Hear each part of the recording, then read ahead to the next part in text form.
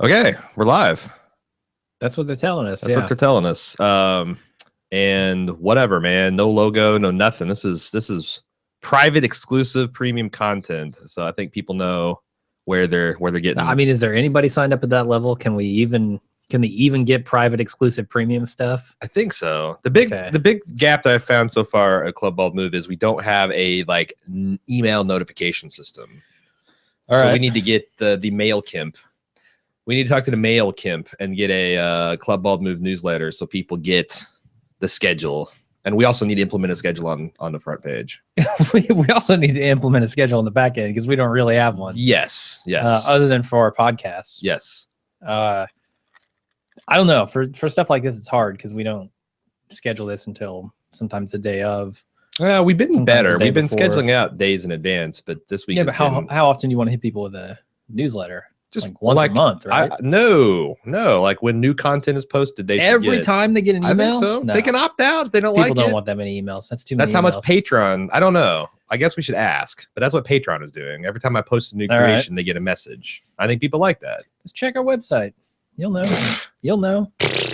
Yeah, because people don't go to websites anymore. No, they don't. So 1990s. That's so 1990s. So we got some things I'm kind of wanting to talk about, and then if we got Q&A for people that want to do that kind of thing, we'll be checking that here in about 15 minutes. I want to talk about Destiny because I'm in the throes of Destiny addiction.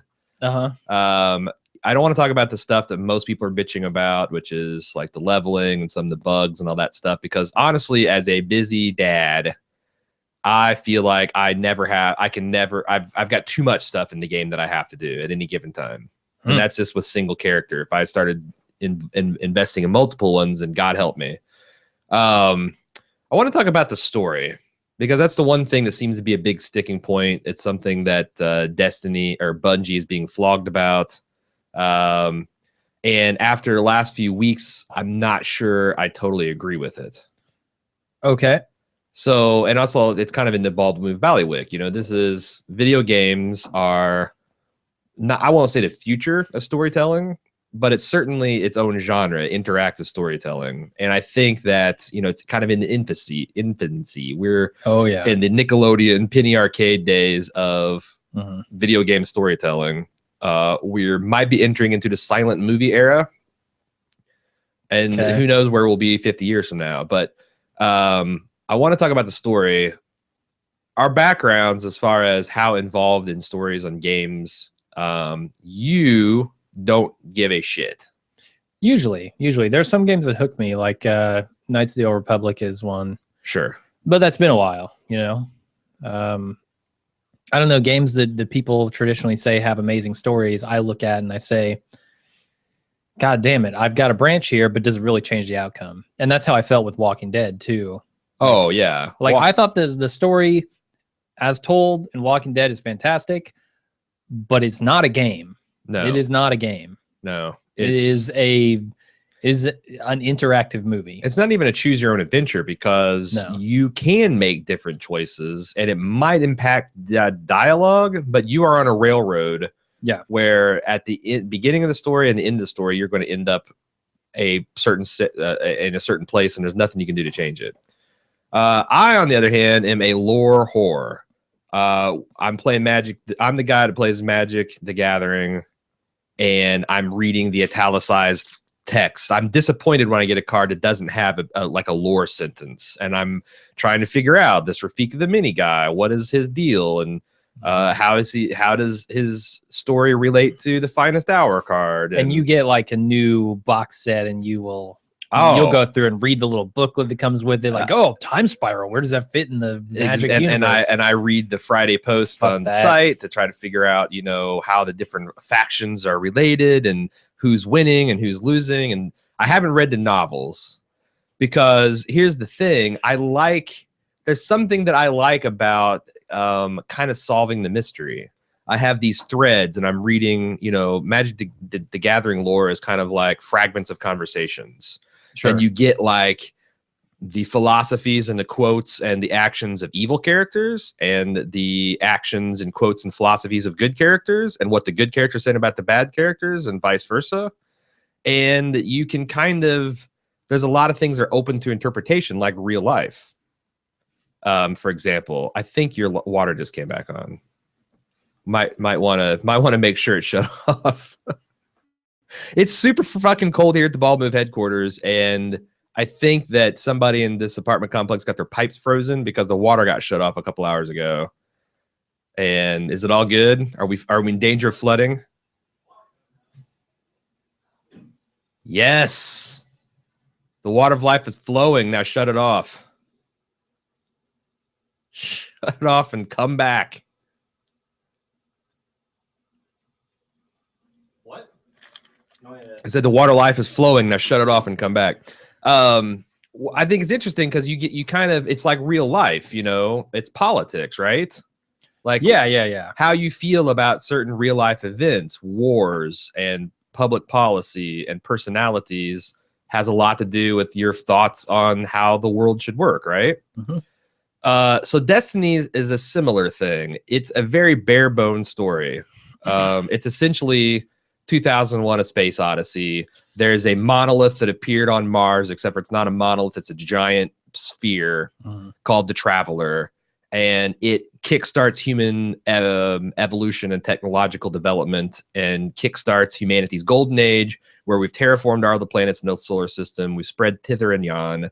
We're kicking aliens start to invade, but we're kicking their ass because we've got the almighty Traveler on our side. And then something called the darkness comes. Traveler gets all depressed. Traveler gets depressed and mopey. Stops really helping us, and it starts kicking our ass. And it leads to a collapse where at the time that we pick up the story of Destiny, humans have fallen back all the way to Earth for like hundreds of years. City. There's one city left that literally lives under the hulking shadow of the Traveler. Mm-hmm. And there's this order called the Guardians who are entrusted with defending that city. But it seems like it's a losing attrition war. Now, the other interesting thing is sometime during the collapse, the darkness got its ass kicked too. And it's not active right now. All that seems to be active is the different aliens that have slowly started moving into our space. And that's it. What's interesting is Bungie, there's a ton of lore. There's like over 600 pieces of like diary fragments and research articles and interviews with ancient players and current players and all this stuff that's called the Grimoire, that you can pick up by completing different tasks and encountering different things. Thing is, you cannot read them in game. You have to get the mobile app, or you have to go to Bungie.net and read all this shit online. And a lot of people are accusing Bungie of being lazy and not integrating that stuff into this story somehow. I don't think it's laziness. I think it's desire to pull people to their mobile app. To what end? For whatever reason. Okay. Potentially there's going to be like a store for your shit. There already is a store, isn't there? I don't think so. You can't buy anything in Destiny. Not sure about that. I know you can buy merch on there. Really? Yeah. I downloaded the app because, you know, I wanted to see if they told me where stuff was going to be popping up, those public missions. There is an app for that. Yeah, it's a different fucking app. Bungie will not give you that app. But yeah, there's Bungie store linked in there. So there's multiple motives. I see it as a nefarious thing to pull you into their mobile app. All right. So there's a bunch of different theories. That's one of them. Another is that Bungie is lazy or they're crunched for time. So they didn't have time to get the voice talent to surface this stuff into a meaningful way. I have a third theory. So Bungie, who has made the Marathon game, which then led into the Halo series, and they got Halo purchased from them, and they've essentially rebooted Halo. I feel like Destiny is like Halo set 1,000 years in the future with also a little bit of Star Wars magical force thrown in. Okay. A lot of gamers like yourself, you skip cutscenes. If you can. Not always, yeah. But 90% of the time when you're playing a game, you don't give a shit about why you are killing this particular orc or why you're blowing up this spaceship. It's just you want to blow the spaceship. It's the mechanical thrill. Yeah, most of the time. There are a lot of players exactly like you. And then there's even more with the Halo element where people just want to play each other and they want to play player versus player and fuck this story in its ass. And there's guys like me. Bungie also is famous. They were one of the first ones to do an alternative reality game around the launch of Halo 2, where they had a website that was a beekeeper's website that looked like it was being corrupted by this advanced artificial intelligence, and it gave a bunch of clues. It all ended up decoding into essentially buy more Ovaltine or drink more Ovaltine, buy Halo 2, buy Halo 3. But they were engaging players in an innovative way. They arguably created alternative reality genre in doing that just for a marketing standpoint. I wonder if they're doing this because what I'm seeing is people are taking these grimoire cards and they're making YouTube videos and they're symboling timelines and they're arguing about what things mean. And I wonder if this is an alternate attempt to really engage a player like myself. Because now I find that I actually feel like I am like one of the lore around the Warlock, the class that I like to play, as they are interested in the arcane matters of the universe, and they like to go out and find these ancient glyphs and these pieces of lore and figure out what they mean. And a lot of the grimoire cards are, in fact, different factions arguing about the stuff, what they find is what it means. And by doing that, I feel like I'm actually more a part of the game world than I would have if they just spoon-fed me a narrative. That's fine. Tell me why this doesn't belong in the game. Tell me what I lose. I think it as does. A player who doesn't give a shit about story if this is in the game going on, like, say, a BioShock, where you're walking around the world, you pull up a tape or whatever, and it reads it to you while you continue to play the game. Like, I don't understand why, like, in my mind, I should not have to download a secondary app to get a good story. Okay. If story is your goal here. Okay. I don't have a great answer for that. Other than, I just don't have a great answer for why they don't surface it in the game. That's why people are so angry about this. Not because the story maybe doesn't exist or it isn't innovative, because it's not in the fucking game. Right. It's just not in there, and they have a way to surface it on the app.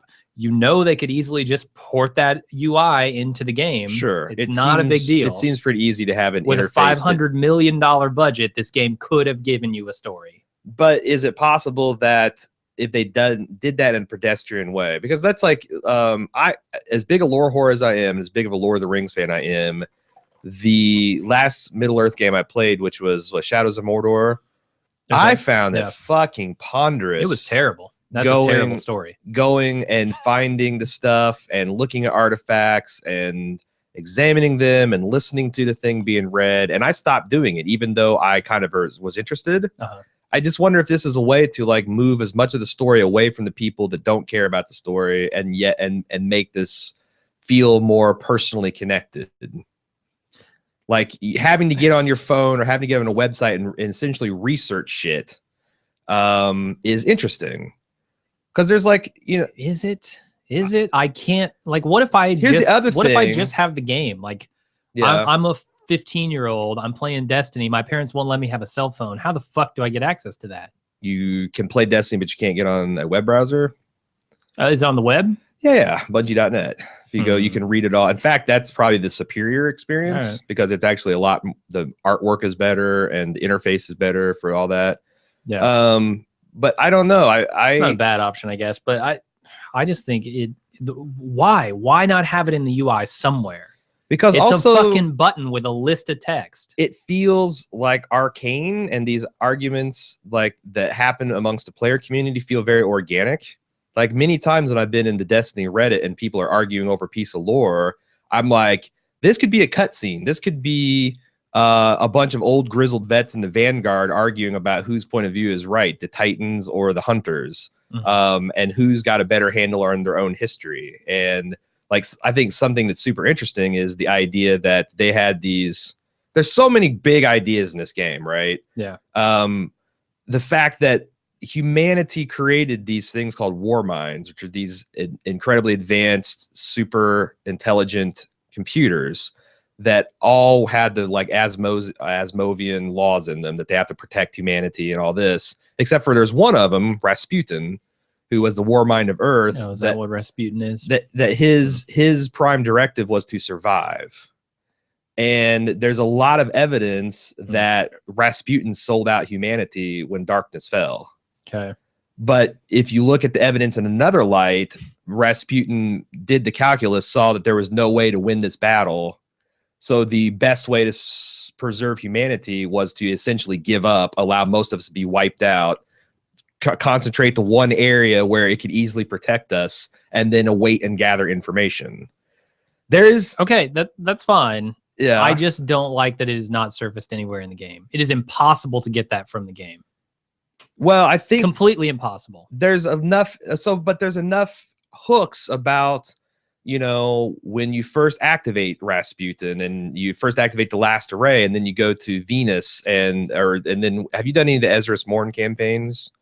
The chick from the I don't know. Is that an expansion thing? I don't know. She's the one girl in the tower that wears the black robes, and she's got she's blindfolded with 3 glowing eyes and like pitch black tar running down her cheeks. I don't know. I played through the whole story. Okay, so I think that's what you do after you hit level 20. Oh, okay. And it might be the Dark Below. I don't know. Those. But there's a campaign where you have to go save Rasputin. And she's asking questions about whether he can be trusted or not, and he's playing weird Russian symphonies that this is not in the game lore at all, but you find out that this is a Russian composer, and this particular composition was what some musical historians consider his suicide note, because this guy later committed suicide. Okay. And that shit, like, that's the kind of stuff that if I was a Guardian, thousands of years removed from present day pop culture, would be super interesting to figure out why is this super advanced intelligence using this Russian composer's death symphony as a distress signal. I want to know why this super advanced story is not in the fucking game. That's what I want to know. But I'm saying it's not. Like, I have never game to view this stuff. You go to the fucking mobile app or to website. So don't ask me that again. That's not in the game. It's not in the game. Yes, but what I'm saying, in the game. I've not thought about a plot of a game this much for 15 years, precisely because it's been so hard to get it. And I wonder, devil's advocate with Bungie.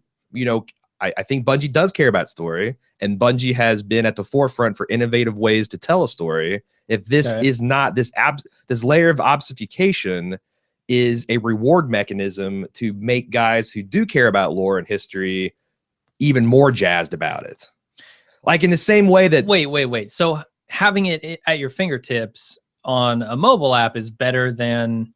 Like, is somehow more interesting than having it in the game? It divorces it from the game, so I'm fully concentrated and interacting with other players. This isn't something I'm just picking up from the game. It's something I have to seek out and follow clues and then talk about it with other developer or other Guardians. And Bungie.net has also integrated this forum system, so they kind of encourage that hub and collaborative storytelling. I don't know. I'm right. This could be making excuses for a $500 million game, but I'm just saying that the effect it's had on me, and I see other people too, like in the same way that I don't give a shit about PvP. I suck at it. I don't play it enough to be good at it. Then fine-tuning balances and classes I could give a shit about, but that's super important for the people that are into PvP. Mm-hmm. What if Bungie, who I know for a fact has several psychologists on their staff to talk about reward, carrot stick, and how it appeals to certain gamers, what if they've decided that this is the best way to tell a story to really balance it for a lore whore like myself?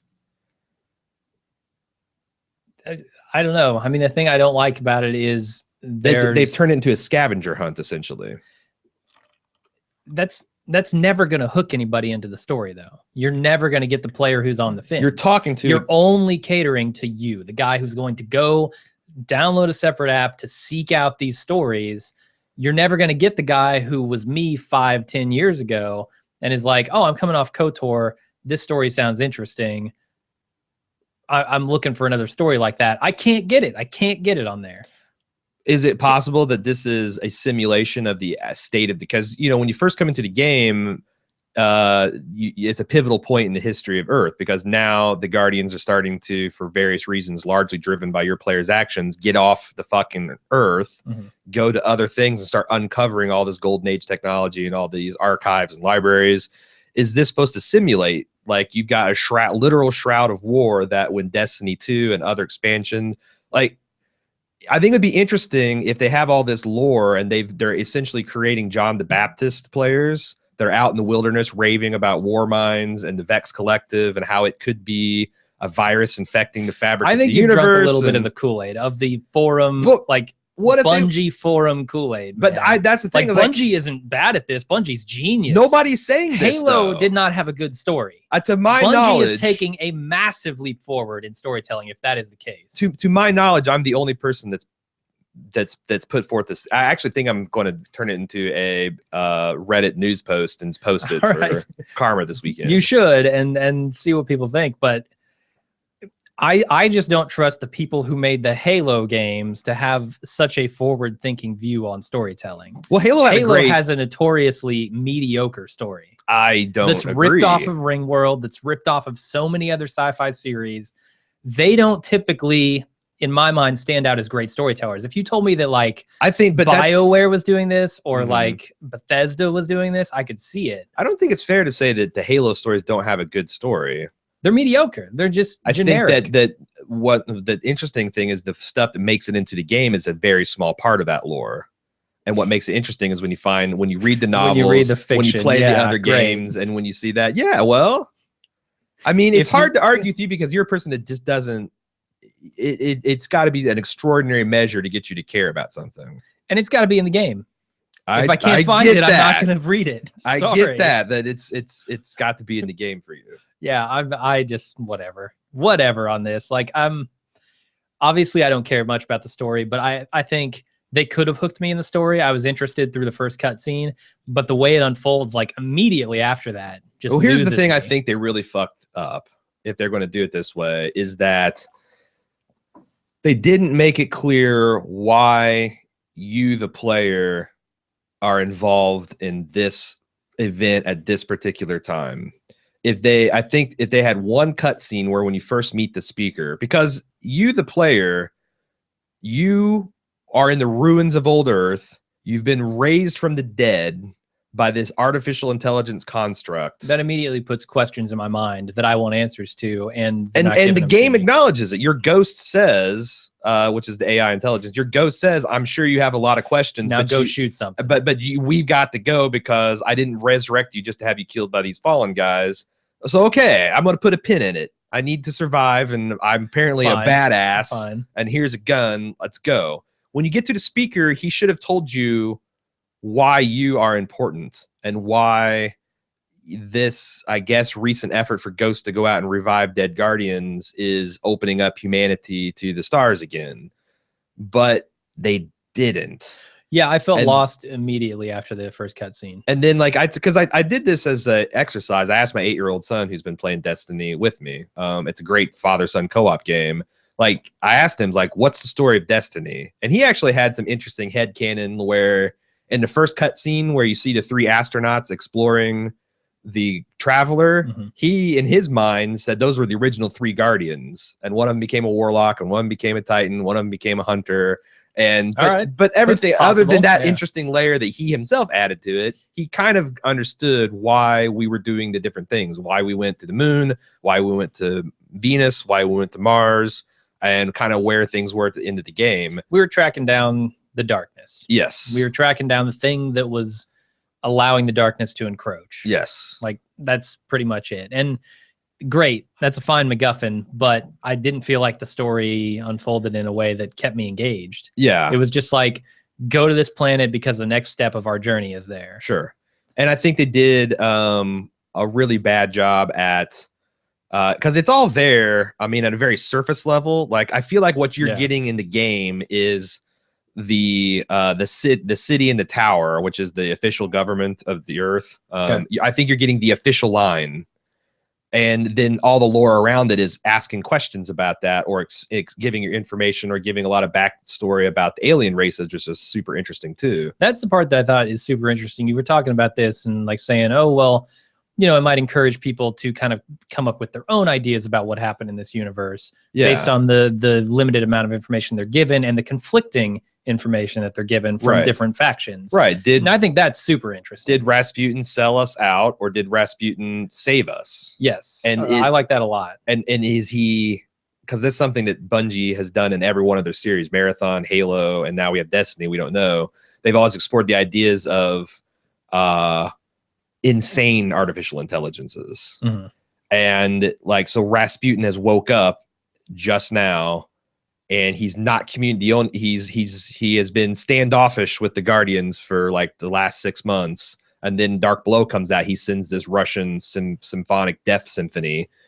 That's his first communication to us. But there's also, I just think there are better ways to do this. I'm not. Thing. But here's like, look at Portal. Portal is an excellent display. Portal and Portal 2, which I think Portal 2 is better. Sure. On a lot of levels. But Portal is a single story with a single narrative where there is a right and wrong answer. Sure.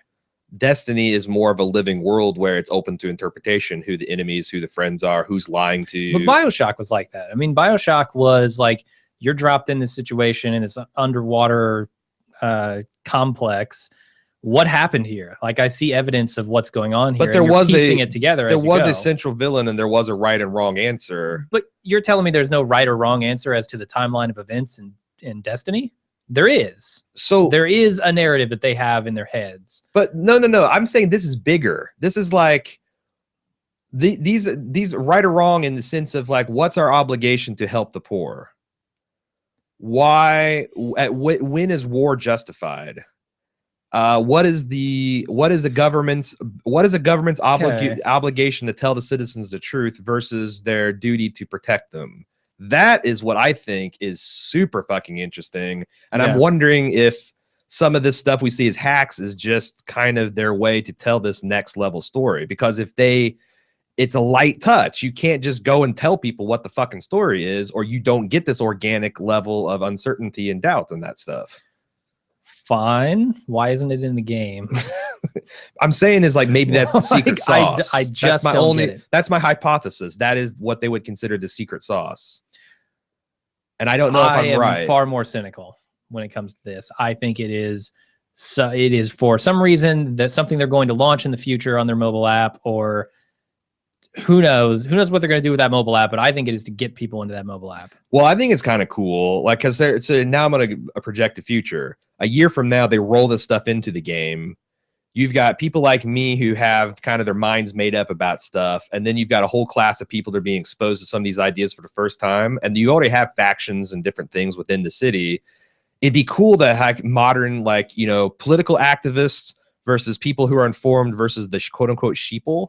Like, what if this is an effort to model that dynamic? So in a year from now, they will roll this stuff into, and there will be the official timeline, but there'll be people like me say, yeah, but what about this? What about this archive that we found on Venus? What about, and I think that would be super interesting. I don't know. But when they roll it out as the concrete series of events, there is no more what if. That's because that's the official, that's not I'm not saying Bungie does this. I'm saying that the speaker comes out and says, this is the official doctrine of the Traveler. Gotcha. Which they're kind of going quasi-religious with that stuff anyway. Mm-hmm. But I don't know. That's a half hour on Destiny and its story and how it's not in the game. Yeah. I think that's plenty. I'm going to turn our eye to the Q&A app and see if we have any questions or answers about this. We can talk about Club Ball Move, whatever. Mm-hmm. We got about 10 to 15 minutes left, and we got to bounce out of here.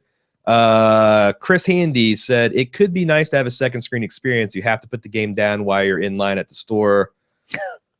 Yeah, like this, what I'm doing, I'm finding myself reading Destiny lore over the Mistborn series at this point. Like when I'm going to bed, I've got both on my phone. I picked up a few more Grimoire cards today. I'm going to do that and then see what get online and talk to people about it. And why I'm at the doctor's or whatever. I mean, that's somewhat a way to engage a type of player beyond the actual game itself. That's fair. Still, why can't I do it in the game? Dan Gordon says, either of you guys ever play Heavy Rain? It's the closest the game comes to TV movie level drama. The close second being The Last of Us. The Last of Us is another story I really got into. Sure. I like that a lot. That is a very linear plot. But yes, it is very engaging, and the way it's told is kind of brilliant. I don't know. The Heavy Rain, I played the first couple of chapters or whatever levels. I don't know what you call them. Okay. And number one, like I tend to run from emotionally engaging things until I'm ready for it. It's the reason I've been putting off watching Big Fish for like years. Because someone tells me, whoa, boy, this is going to kick your emotional ass between your emotional ears. I'm like, I'm not ready for that on any random Friday night. Okay. Sure. Yeah. And also, I just thought it was a little too railroady. It's very much, it felt to me very much The Walking Dead with the quick time events and the way to tell the story. It's like, yeah, you can choose how much time you sit in the car and let the rain hit, and whether you open the door and like, do you open it right away or do you sit there and be it's like that. Like it's almost theater. Yeah. Rather than but performing for no one. Performing for yourself. Like my character, if this was me, I'd just sit in the car for at least 30 seconds and watch and you know, just be too depressed to move. Yeah, that I don't see the point of that. Yeah. I really don't see the point of that. Yeah. So I don't know. I never played Heavy Rain at all. Yeah. I've heard people talk about it and you know how innovative it was and different from what was out at the time. There's another game that just came out called That Dragon Cancer that I first heard about at PAX, and hearing the guy speak about it made me cry. And then I just read an article about it in Game Informer, and I started tearing. I'm like, fuck this. The guy made a game about his infant son dying of cancer, who he died in real life at the age of 5, and what it's like to be a parent in that situation. Probably pretty rough. I'm like, fuck all of that. No. Like, as I hear from multiple people, it's just an emotionally harrowing story of like, what do you do when your baby won't stop crying in a hospital? And what do you do when you're celebrating birthdays, knowing each one could be, it's like, man, fuck that. No, go to hell. Is it a game or is it a movie? It's a game. It's a game. It's a game. It's called That Dragon Cancer. I will play it one day because I hear it's so good, but it's got to be a day that I kind of already feel shitty. All right, let's see what other questions we got. What is from the Bowman? What is the blue book on the shelf behind Aaron? It's got a hand on the cover. Oh yeah, this is the one that Jason Zankel recommended to me when I was asked when I wanted to get more into kind of the art of filmmaking. It is film directing, shot by shot, visualizing from concept to the screen. And I asked him, like, what is his like #1 reference for like how to frame shots and like visual dialogue, and it's excellent. I've read bits and pieces here and there, and it is a masterclass of like, you know, how you use spacing and lighting and, you know, close-ups and how to do sequential storytelling. Does it say anything about putting the story of your movie in a second screen application? It actually recommends okay. that you take all the dialogue and you put it in a podcast and you make them listen to the dialogue of the movie separately. Cool. That's my kind of book. They say if you're an innovator, if you just want to do what everybody else does, then just put it right there in a movie or a television show. But it's by Stephen D. Katz, and you can get it on Amazon for like $15 or so. And yeah, it's probably a lot of stuff you, because Shane impresses me. He knows so much more about film and cinema and all that stuff. I'm kind of just a guy who's interested in it. I feel like that Shane has got a better handle on it from a workable, you know, creative sense. Okay. He shames me. The next Spielberg. Let's see.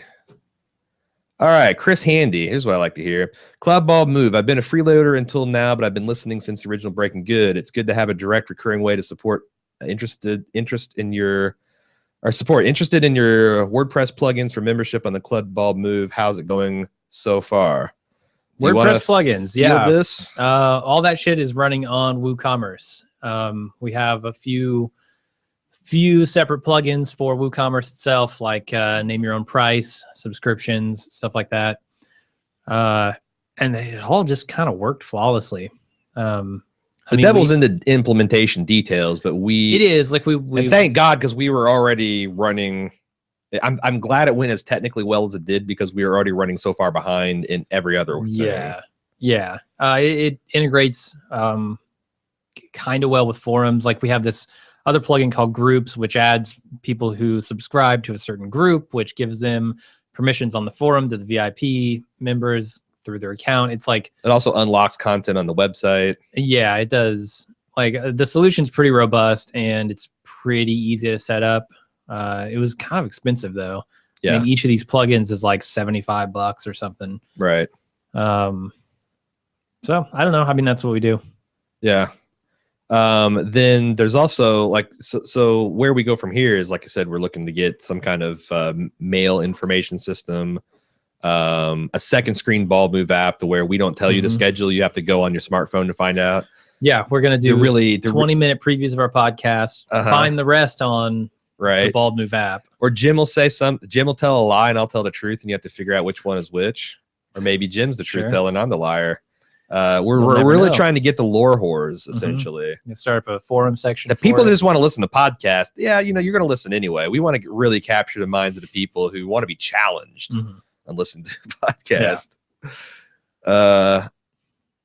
For the future, I don't know. We need to move some stuff from like add some more products to the store. So there are some things that are not like physical products, but like commissioning a podcast shouldn't only be available on Subbable. We're going to put that up at some point. Yeah. More interaction that way, I guess.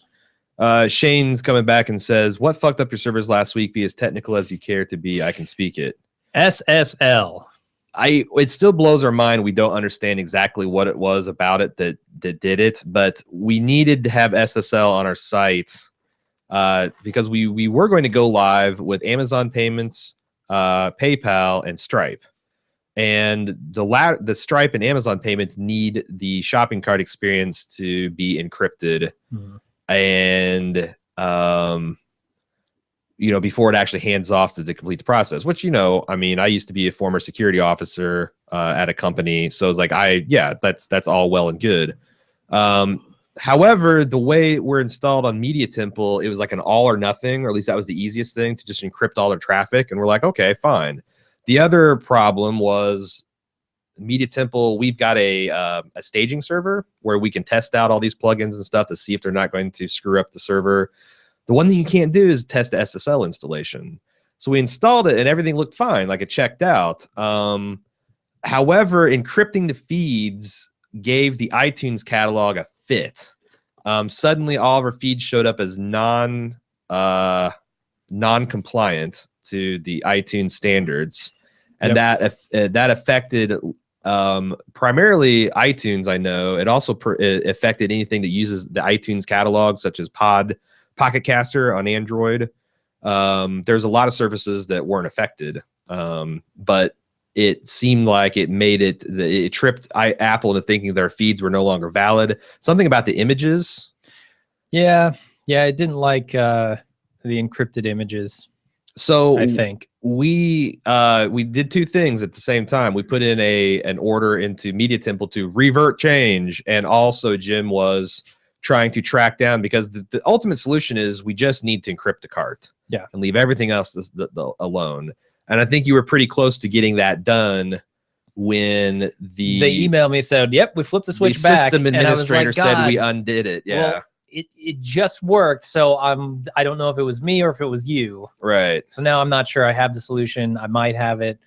We're looking for ways to get this set up on our alpha server for testing, because we cannot have it do the same thing it did last time. There's no way I will put SSL back on that server until we're sure it's going to work. Which means we're stuck with PayPal until we do that. Yeah. The other solution is we could, I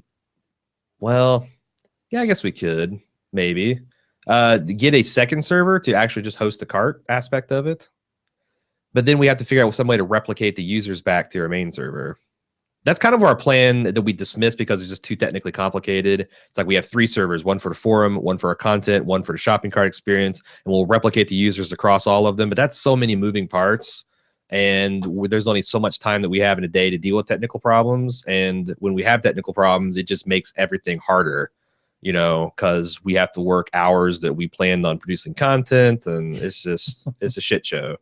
So that's the long explanation. Encrypting all of our traffic made our feed show as non-validating, which made Apple pissed off at us, and they stopped updating our feeds, because that's Apple's way to retaliate against podcasters doing things they don't like. You used a dirty word in your description, we're taking down your feed.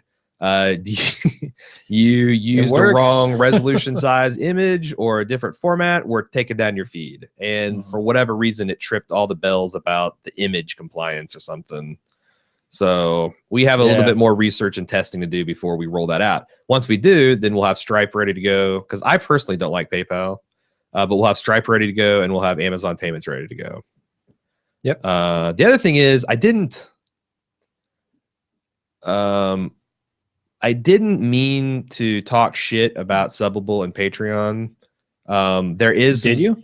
Yeah, I said there's some inside knowledge about some stuff, and oh yeah, I didn't. That we can't talk about yet, and we can't. That's all very true. Yeah. But I think a lot of people took it that there's something intrinsically wrong with Patreon or Subbable or the people behind it, and I do not want to imply that. No. When the story, they're very above the board. They're very cool. We've talked with all of them, and they're, you know, like I said, I can't talk about it. No, can't talk about it.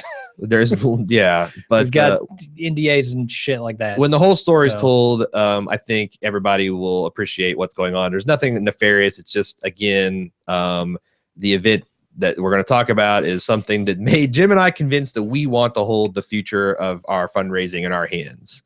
Yeah. If you're a creator and you're using Patreon, I think that's a great. Patreon seems like they're really on the ball, and they're, you know, really committed to helping creators get paid for creating content.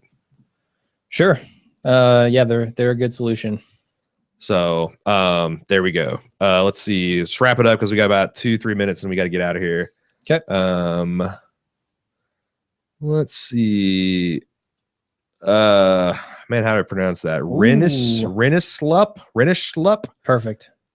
I saw it confirmed recently that the Game of Thrones TV show will reach its end before the books do. Do you have any thoughts on this? Are you confident in the showrunners, or are you shitting your pants? I